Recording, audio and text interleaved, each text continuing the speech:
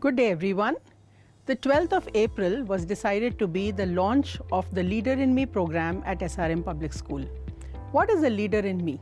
It believes that there is a leader in every child and a genius in every child. To awaken that leader and that genius, one needs to follow 7 habits of being an effective leader. Do you want to know what are those 7 habits?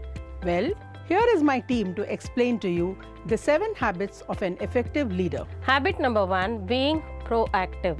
I am free to choose and I am ultimately responsible for my happiness. Habit 1, be proactive. Habit number 2, begin with the end in mind. Clearly defining vision and purpose in life will make all the difference. Habit 2, begin with the end in mind. Habit number 3, put first things first. I spend time on what is most important. Habit 3, put first things first. Habit number 4, think win-win. There is plenty out there for everyone and more to spare. Habit 4, think win-win.